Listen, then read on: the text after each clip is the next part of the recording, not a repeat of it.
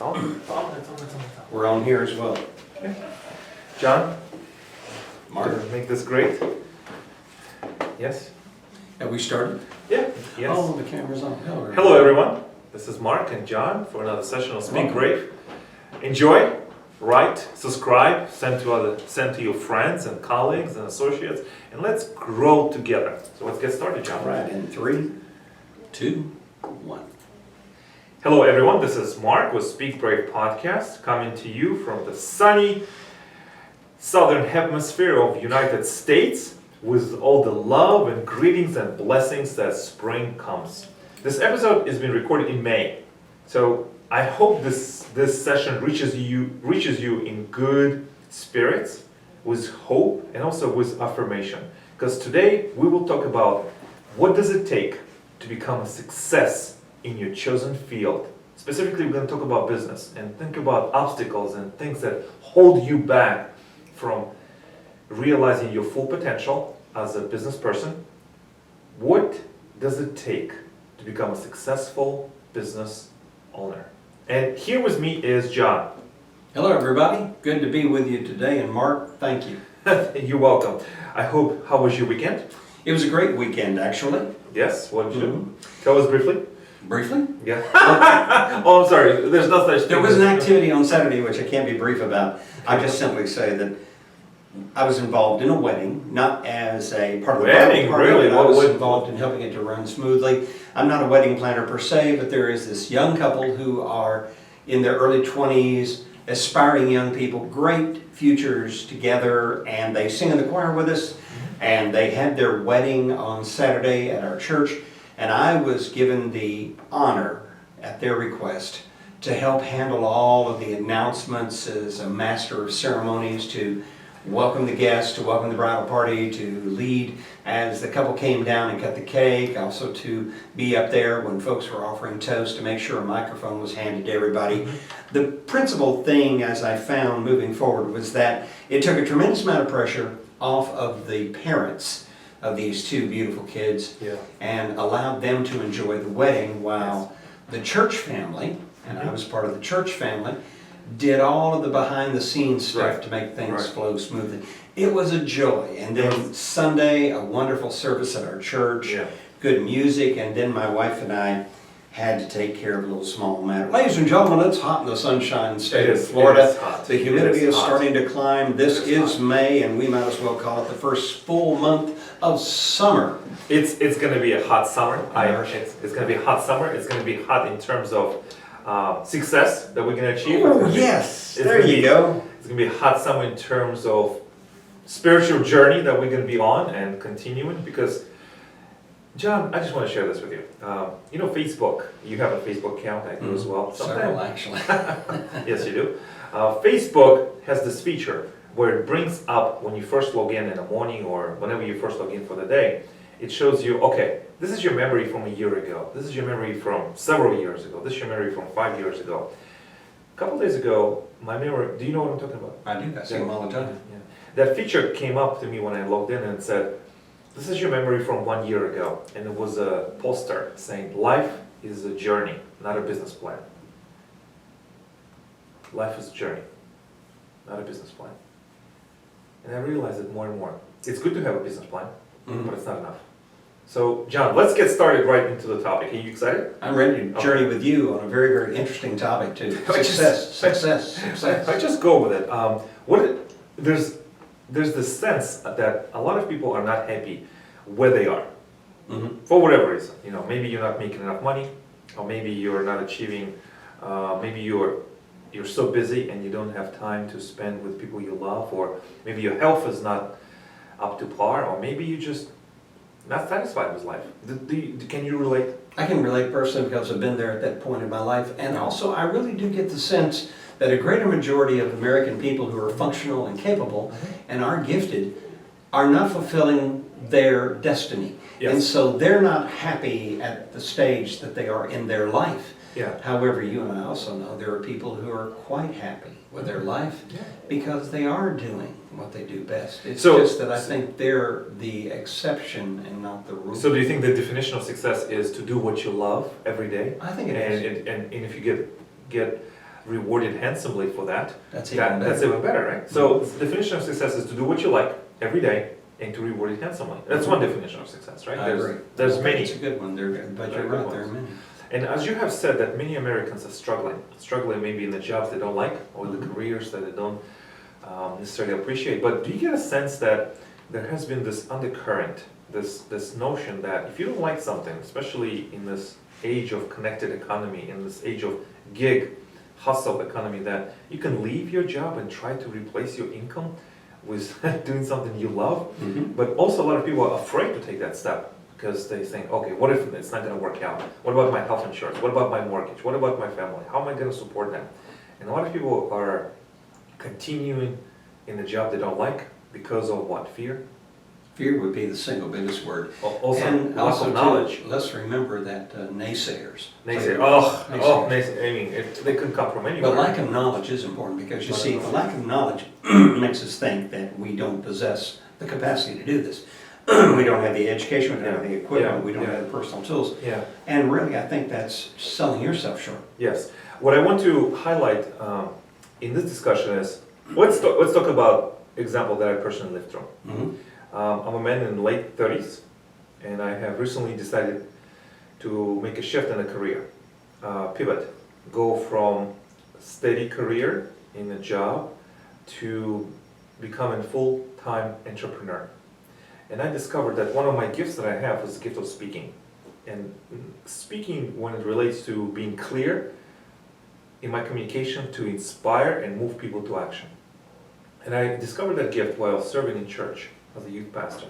And I realized that my words, my actions, specifically the words that I shared with the audience, can move people to tears even. Can you imagine, John? Yes, I can. And I don't know, maybe that's just the music, maybe just the being in a place of worship, maybe it's something else, but I discovered that my words have a lot of weight. And I said, okay, why don't I explore this a little further? And I joined Toastmasters and started creating alliances and groups where we can learn how to get paid for your speaking. Yes. And I'm sure a lot of people would dream to be a professional, highly efficient, highly in demand paid speaker. Wouldn't that be a dream job? It is a dream job, Yeah. but it's also something that's achievable. That's something that's achievable. And because this is a new territory for me, I felt that my message was not strong enough. Or I felt that it was inadequate, or there was not a lot of value. And let's be real, I thought that nobody would want to hear me or even pay for this message. And I think that is the block that stops you from realizing your dream. Can you relate to that, John? I can, because we tend to sell ourselves short. Yeah.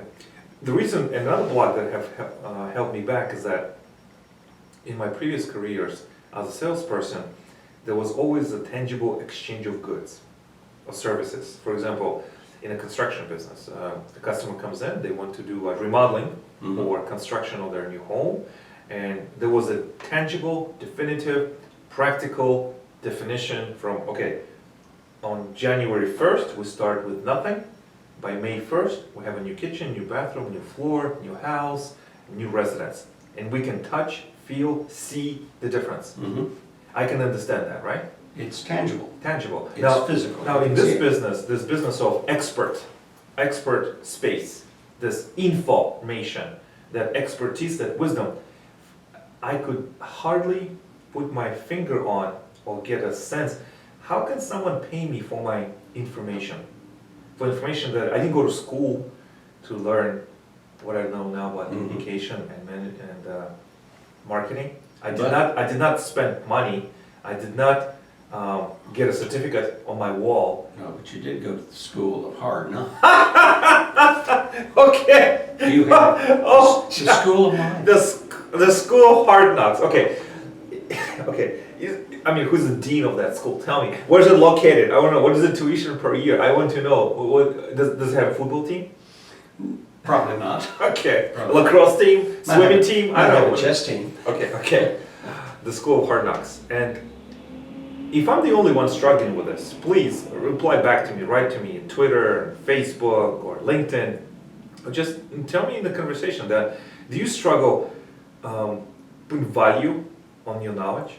putting monetary value on your Mhm. expertise, what you bring to the table, or is it just me, Mark? And for me, making the shift that somebody would willing to pay me $500, $1,000, $2,000, $5,000 for a keynote or breakout session or for coaching, I can say those things on an intellectual level, but it's hard for me to feel it and make it and speak with such conviction that it becomes reality. And I have realized, just a couple of days ago, I went to this marketing event, which was put together and created by a business coach. Her name is Susie Evans. Mhm. She's from South Carolina, I believe. And she's been in this business for 8 years in this field. And I'm sure she started small and one-on-one coaching, group coaching. But this event was a major production. It has band playing, it had improv comedy, characters coming in, it had speakers, it had knowledge workers, subject matter experts, field throughout 3 days. This was a big hoopla. Where did it take place at? Orlando International Airport. That's neat. Yeah, yes. It was nice, and I'm sharing this information with you, Mhm. and I want to share this with the listeners. Her name was Susie Evans. Suzanne. Suzanne Yeah. Evans. She has a presence on Mhm. stage, and she has accumulated knowledge that she created in a way that is organized, credible, and she teaches her students and everyone who comes in contact with her to ask. If you don't ask for the sale, you will never get it. And I know this. And I know this intangible. For example, like insurance services, right? You have to ask for the That's sale. tangible. Yeah, Is it's it very tangible? true. It's protection, right? Yes. But information space, expert space, it's not tangible. It's words. It's how can you put value on this and inspire, move people to action, to want to be part of your movement. She talks about creating a movement. She's not talking about creating a system. She's talking about creating a movement that only you can spark. Not necessarily you're going to oversee everything, but you create a movement, give it wings, bless it, and let it be, and be part of it. Intellectual property. Yes, intellectual property. So ask for the sale, and I've seen all these attendees that are somehow reluctant to Mhm. believe her message on the first day. On the third day, I saw them invest in her business school training, so-called business school training, that at a ticket price of $15,000 per Mm. year, who are making that step and then justifying it to me in a conversation in the hallway that this is it. I want this as a solution. I want to be part of this community. So the genius of Susan Evans is not necessarily that this is a better product that Tony Robbins has, or Brendon Bouchard, or anybody else, or Jeff Walker, but rather it's a sense of community that she's building. She's bringing together entrepreneurs who are struggling, who are stuck, or maybe they're making some money but not where they want to be, and they're looking for the community of people for the support, and she creates that for 1 year. And then once the year is over, you can still contact and be in touch with this network. So maybe it's not the knowledge, but rather than you buying into the club or being part of this like-minded individuals.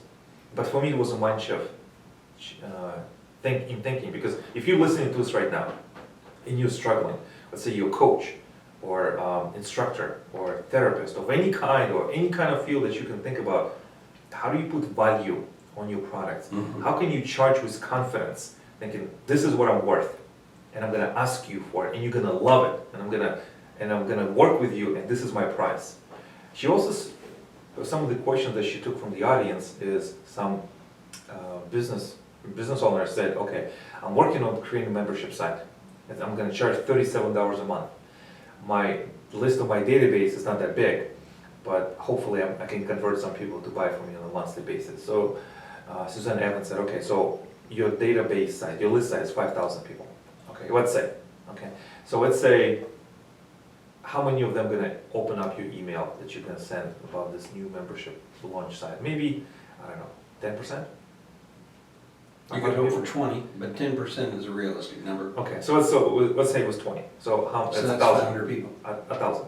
Oh, 10% is 1,000 people. Yeah, 20. Okay, so yeah, 1,000 people. So they open it up. How many people actually show up for your pitch, for your seminar, from that 1,000? Probably 2%. 2%. So that's how many? That's how many? 20 people. Mm-hmm. Okay. How many people will buy? Out of 20. Probably 2%. 2%. So that's how many? That's basically One or two people? 1 or 2 people. Okay. You're doing all this work. You're doing all this seminar, and you kind of be hiding behind the scenes, right? Because you're trying to outsource it to the technology. You're trying to you create this depository of knowledge that you have locked away with the gate, which is fee entry, and only 1 or 2 people will buy with the list of 5,000 that you have created, and you waited and assembled and nurtured for so long. Is there any way to make a sustainable business? Not really. It's a start. It is a start, but if that's all it's ever going to be, Yeah. that's not going to take you to where you need to go. The brilliance thought that and I'm sure she got this from someone, or maybe she invested that in her own thinking and her own meditation, is that membership size is fine, courses are fine, but what about just one-on-one coaching, or group coaching, or one-on-one consulting, or one-on-one training? Because that is real money in the bank. People like you, they like your style, they like your vibe, they want to work with you, they have the money, you have the system, you have wrote out the system, your knowledge, and you work with them one-on-one. If you can get yourself off the high horse, or stop hiding behind the technology and say, this is what I am, this is my life's work, this is my purpose, this is my wisdom, this is my system, this is how much I charge. And you create it in packages. You don't just say one and done. You say 3 months commitment, involvement, investment, 6 months, 12 months commitment, and you create it in a way that makes sense. John, does that make sense? It does, especially in light of some of the things I've seen over the recent years with the emergence of technology and everybody thinking this is It's the not an go-to answer. element, but it's Yeah. not an answer. It's a supplement for big. It's as you grow and your list becomes 100,000, 200,000, 1 million subscribers, you can make a serious dent. But right now, it's 2 people talking. Right. You and I sitting at this table. I'm transferring my knowledge to your psyche, to your understanding, to your perspective of life, and hopefully you can pick up some things, find some clarity, and help you get to your goals faster. That's what it is. And we as professional speakers, we have a responsibility to be compensated for our time when we go on stages, but also to have this other source of income. And everyone who's listening, who's struggling, find a way that you can create a tangible product, a tangible catalog of your knowledge. Write it out. Create a system. That is your tangible. It's like for me, selling kitchen granite countertops. I can see it, I can feel the production, installation. It's the same thing. Create a tangible product, believe in it, live in it, and create any kind of methods of distributing it. If you have to go to your local library, have a booth, and talk about your product, do that. Go to a flea market, go to the Chamber of Commerce, go to Rotary clubs, Kiwanis clubs, Toastmasters conference, and many other conferences that will accept you to come. Will pay for your lunch, for your parking, for your gas, and maybe a little bit for you to speak. But as long as you provide value in a way that is systematic, and you put a price on your intangible knowledge, you can move your way forward to building wealth. Because if you don't try this, you always be stuck where you are. Make a leap, ask for the sale. I know about asking for the sale, John. Sales is part in my blood, which I never thought I did, but I was forced to become commission-based salesperson. My salary was removed and was all commission, and that's where you learn to sell. This is the same thing. So push your way out of the trap that you built for yourself. Yes. Thinking that nobody cares about my life experience, nobody cares about my stories, nobody cares about. They do. We have this podcast. We talk about our stories all the time. Some of them I'm using, some of them are downright disturbing, but we talk about this. Yes. What I'm trying to tell you is get out of the trap that you made for yourself. Push through, make first step, charge it up and go. Tell me, John, what are your thoughts about this and how do you feel about this information that we're discussing? Well, first of all, I want to go back to the principal thing about this connectivity. When you bring 2 people together, or let's say even, let's take it this way. Now there's a difference between an auditorium of people Yes. where you have 500, 1,000, 5,000 people watching and listening. And on your platform, you've got your visual aids, you've got your PowerPoints, you've got your brief promotionals about the various products that you sell, the services you sell. But at the end of the day, you're the star of the show. You're holding the floor. You're the one that has to keep the attention of the audience. You have to keep them captivated, because the success with doing that will determine whether or not they want to approach your product table at the end of the conference or at the end of the first morning Approach session. you. Well, approaching you is the part, though, that I think is sometimes a forgotten element. I've gone to conferences and heard great speakers, but I never got to actually engage that speaker personally. That's a negative, and here's why I say it's a negative. Granted, I know that they cannot possibly talk to everybody because they're on a schedule, they're on a timetable, and their time is money just like your time is money.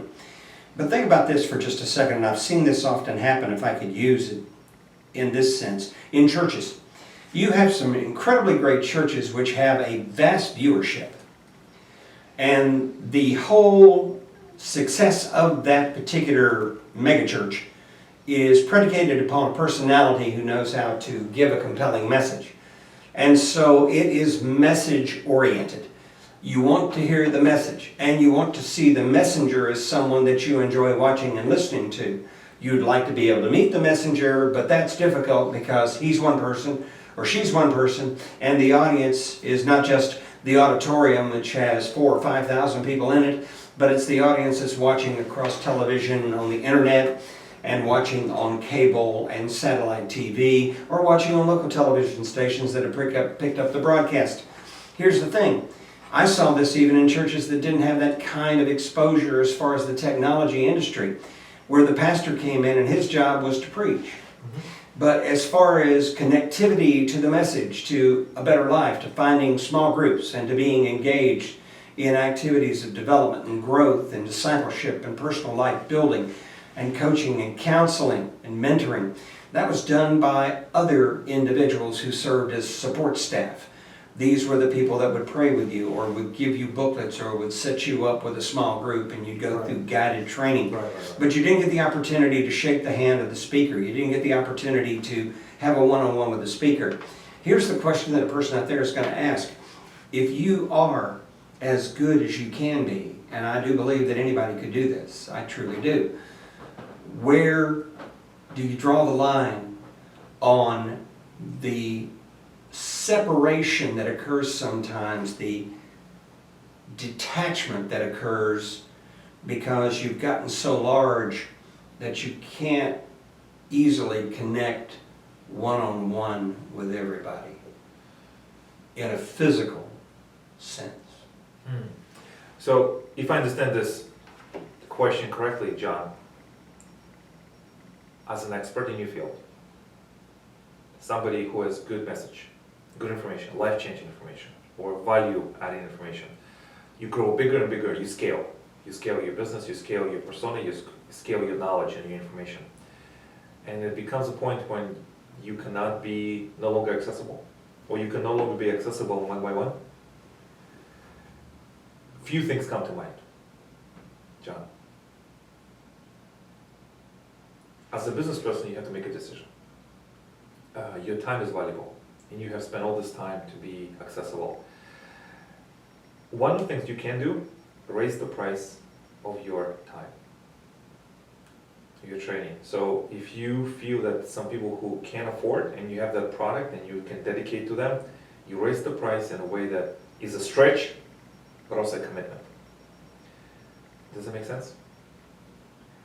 Now, and you charge, I don't know, $100,000 a year, $50,000 a year to have your confidence, to have your attention, to have your guidance. What about people who cannot afford that? What do you do then? I think one of the things you can do is make a commitment. You can do podcasts like this. You can ask people, okay, let's subscribe, and you can bring content and value that people continue to work with you. You can bring video into the mailbox, email box. Video, podcast, write, and if you don't have time to write or you cannot write, ask someone to write in your voice, so you speak to your audiences, and you come to your fan base on a consistent weekly or monthly schedule, and you talk to them, somebody who cannot afford, because you know that your success was built on the trust that they have placed in you. One visit, 1 hour, one payment at a time. And they have built you because they trusted you and you answered their problems because you spoke to them directly.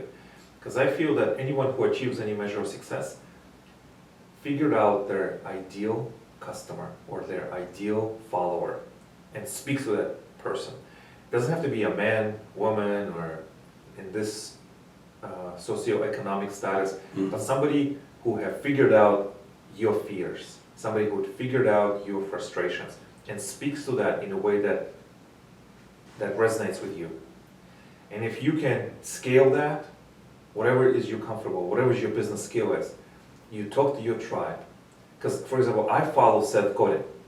Some things he says don't resonate with me, some do. And I know his voice. And I also follow Nick Morgan and Tony Robbins. He speaks to me. Yes. He speaks to me in a way that I understand. So you create a way that you continue, and I think it also comes in a way that, are you true to who you are? Are you congruent the way you live your life? Or conduct business or conduct yourself as relationship and business? Are you congruent? And people will respond to that. And then for people who cannot afford your personal time and investment, you find a way to reach them in a medium that they can consume on a consistent basis at no charge, like a podcast. But there's other people who want your undivided attention, and that's when you raise your prices. Now, of course, I jumped way out. That's something that I think all of us in this communications industry would like to be able to come to, a point where we have become so large, so noticed, so recognizable, so much synonymous with a particular type of messaging, that we now have a following which is very difficult to manage, and you need to have substructures to be able to track it, follow it, and know what to do, and you have to create a dynamic. But let's back it up for just a second. Individual like myself, for example, or maybe someone similar to me, they have this desire, they believe they can, they want to, but they're just quite not sure where to begin this process of entrepreneurship on a self-motivated basis with a messaging that requires them to use their gifts, their body language, their personality, to also seek to enhance and become more specialized, to find that, as we call it, that niche.